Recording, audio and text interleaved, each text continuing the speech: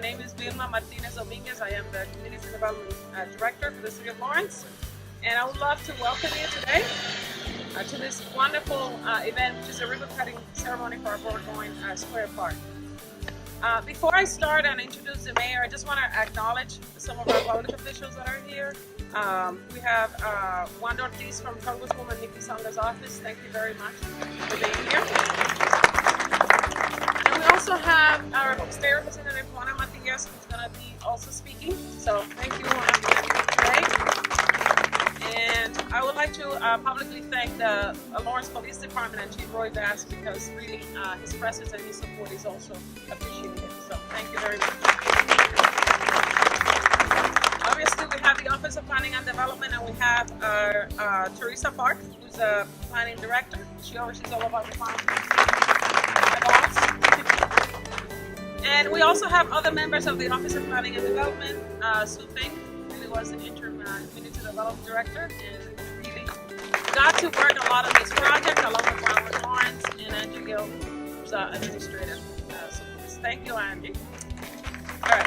Without a team, we can get nothing done. So we all know that.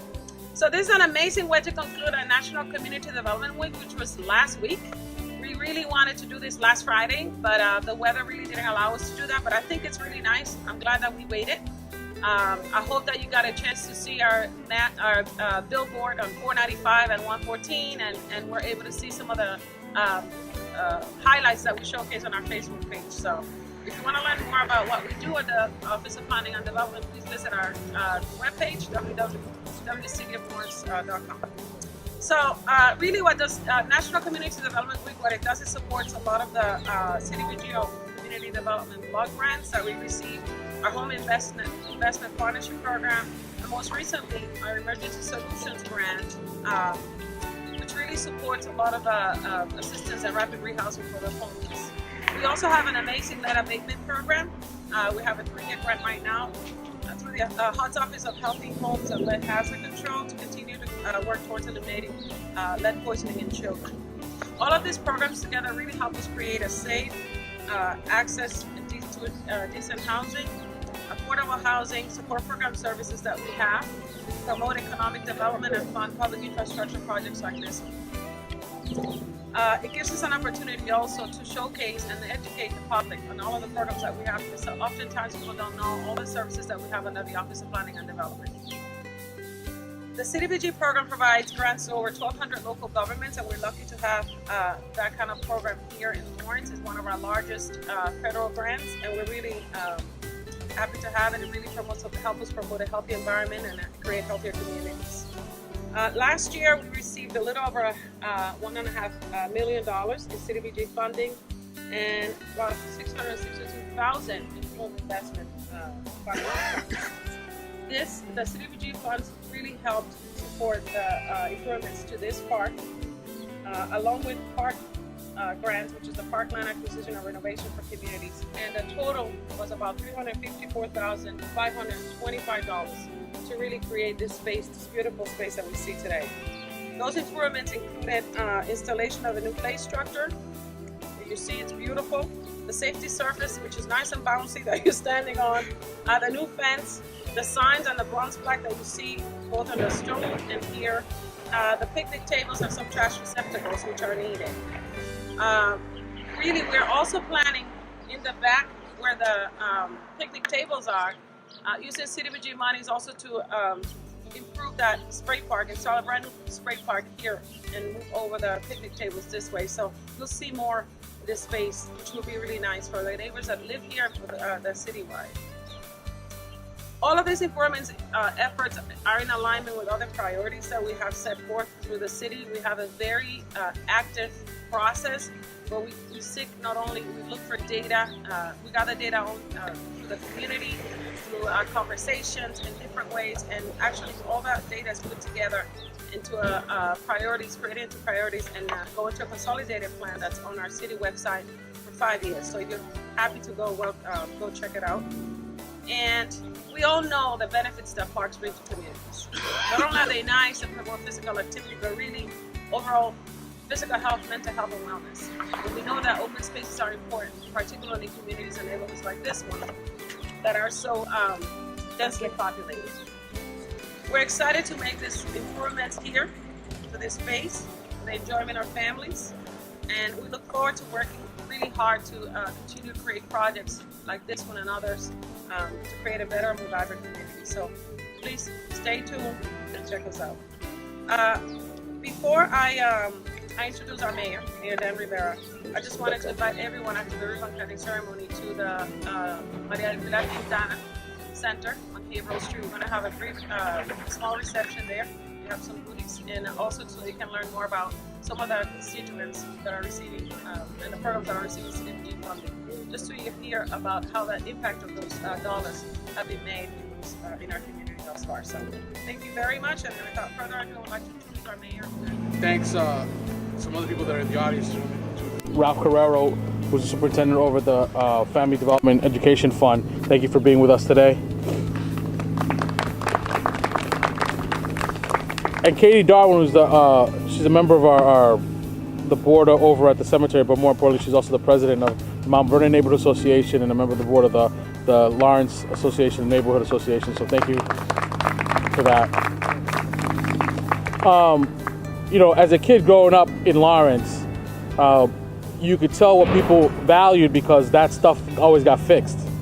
So people always fixing their cars.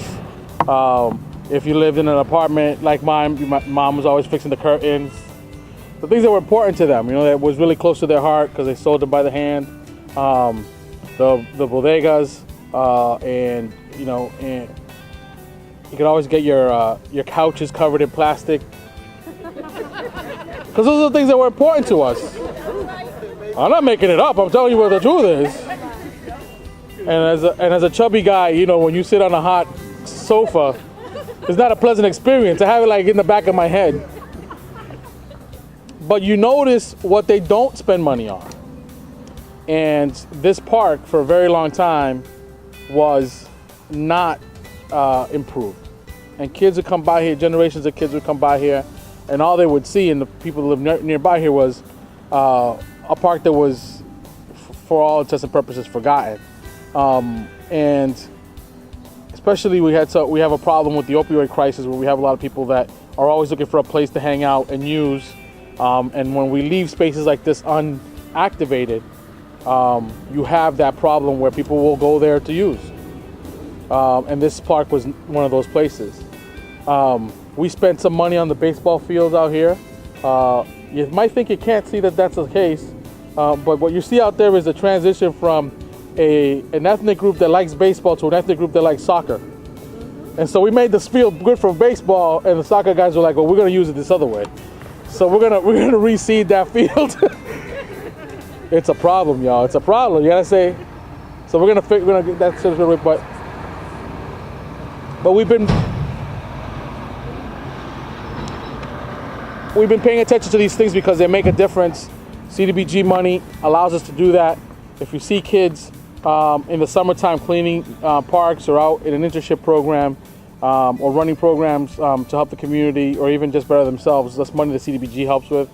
If you know a family member who's looking for ESL classes as an adult, figure out how to get themselves a better job, that's CDBG money that we use to do that.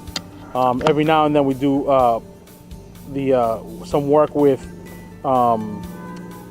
buildings and structures, and sometimes we get some equipment for the police department, the fire department. All that stuff comes to CDBG and through our partners at the state. Some of it is block grant money that comes straight from the federal government, some of it comes back from the state government as well. So we're glad that we can activate this park. It's going to make people come and use it, make people that we don't want hanging out here not use it. We're going to augment it with a camera system that we have. We're going to purchase a security camera system to help the police officers do a better job. I know our chief of police, Roy Vasquez, is with us today. Roy, thank you for joining us. You know, and he's always looking for a way. How do we increase the impact of what we have? And the cameras are really going to make a huge difference. We're going to be so busy worrying about the bad guys. The good guys don't have anything to worry about. We're not going to be Big Brother or anything like that. But in this neighborhood, a camera near here where we know that there's activity helps people come and use this, helps make people feel in general a little bit more safe. but this is the beginning of fixing up this area for the families that live here. We hope to stem off the use that's going on over there right now with the, they don't call them junkyards anymore. They call them something like a transfer station or something like that. They have made the words a little bit less easy to understand, but we're going to stem off the growth of those things, because when you have 85,000 people living in a community of 6.7 square miles, people are really living on top of each other, and that use is not healthy for anyone. The last thing I'll say is this stuff isn't really easy. The state delegation has to make sure the money's there. They have to work with the state DCS to make sure that we follow the guidelines. So I know Juana's going to say a few words, but Juana, Frank Moran, Senator L'Italian, and Senator DiZoglio, and I can't get ahead of myself. There's an election, got to do it. Representative DiZoglio all help to make sure that state money, comes here. And we couldn't do half the work we do. When you see them paving streets this year, that's money that comes from the state. We get $1 million to put police officers on the street every year. That's money that comes from the state. And so I just want to make sure that it doesn't go unsaid that we really do appreciate the support we get from our state partners.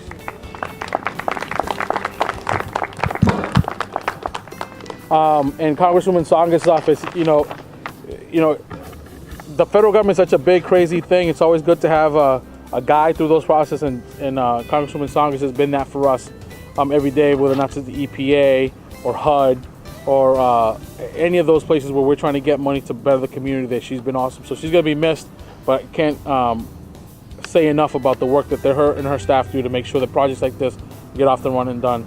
And for a kid from the projects, when we see stuff like this, we just can't believe that people are investing in our community this way. So I'm just happy to be the mayor today to be able to cut this ribbon. I would climb today, I would. If I'd stretched out. I know Captain Driscoll's laughing over there. He don't believe I'll go up there. But one of these days I'm gonna try to go up there. I'm not sure it's meant for big guys. But I can't wait to see kids playing here. And I think you'll be surprised how many kids will actually come and activate it. So Vilma, thank you very much.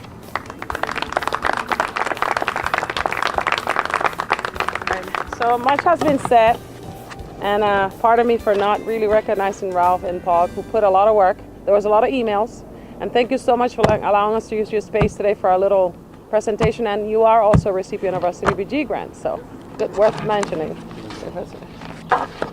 Yeah, Juana. Thank you very much, Juana. I think Representative Matias has been a fierce warrior for our city. And I'm really happy to have her here today to be part of this amazing day. So, Representative Matias. Good afternoon, everyone. I'm going to be brief with my sentiments and remarks, because a lot of what has already been said are things that I fully support. I was here 2 years ago while Groundwork Lawrence was hosting our cleaning day here in Lawrence, and I was responsible for helping clean here the West Park. And what a change.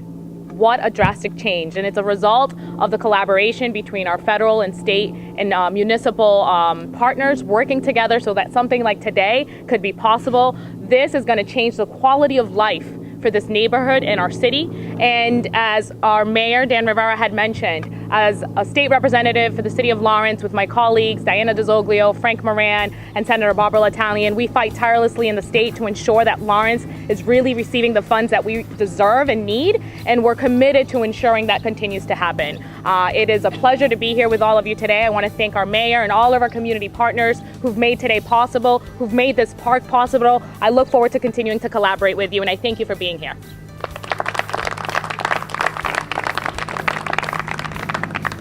Thank you, Representative Matias. And I think that we all know that Groundwork Lawrence has been an amazing partner to the city. They do really care about the built environment. They promote a lot of economic development opportunities for our youth. I mean, the possibilities and the work is endless. And so we love and continue to work with Groundwork Lawrence. And for that, I would like to invite Leslie Melendez. Right? Did I say Melendez? It's Melendez, right? All right. So come on, she's Deputy Director for Groundwork Lawrence. Thank you. Thank you, sweetie. Brief remarks. I want to thank the city for a 19-year plus, hopefully continued partnership to do the work that we do in the city, whether it's building greenways or renovating playgrounds like this. I would be remiss to not mention Project Director Brad Busher, who has done an amazing job at keeping us on task with all of this stuff, and came up with this amazing brainchild. And all of our community partners and the residents who came out and talked and said, this is important to us. This is what we want to see. So thank you to everyone who has been a part of this. As a kid who grew up in this neighborhood, my dad lived a couple of houses down. Wow. And I will be back, and I challenge you to come back with me. I will be back in my sneakers and comfortable clothes, and I will climb that and come down that slide. So you and I. All right. Thanks again. Thank you for including us in this amazing opportunity. And without CDBG block grants, we wouldn't be able to do the work that we do, whether it's with youth or building places like this, safe places like this for the residents of the city of Lawrence. So thank you again.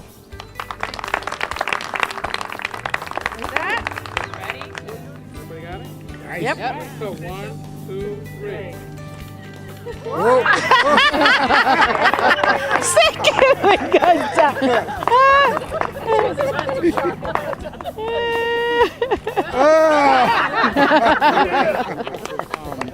Un parque como esto, que realmente estaba abandonado, lo que trae es la delincuencia. Y nosotros queremos asegurar que parques como esto sea un recurso para los muchachos y las familias que viven alrededor de este parque. Realmente se sabe que tenemos el problema del opio aquí en la ciudad y realmente en el país entero. Y lo que hacen con lugares como estos que no están activados, que no están arreglados, se vuelven entre lugares donde van a usar droga y hacer cosas con delincuentes. Nosotros esperamos con este dinero, los $375,000 que se hicieron para arreglar esto de nuevo, al fin va a tener otro pedazo donde van a poder jugar con agua. Y es una cosa para nosotros un lujo, es realmente una comunidad que tiene tantas necesidades, pero para los muchachos este verano esto va a ser un lugar donde pueden jugar seguramente. ¿Cómo fue el proceso de reconstrucción del parque? Primero que nada se tenía que buscar los fondos, que son fondos federal y estatal. Por eso la representante Juana Matías, como Fran Morán y otros han ayudado a buscar ese dinero, asegurar que llegue aquí a Lawrence. Nosotros con el equipo de Departamento de Desarrollo Comunitario han hecho el trabajo en asegurar que esta cosa salga una belleza. Realmente en un desierto de necesidad, esto es para nosotros una belleza.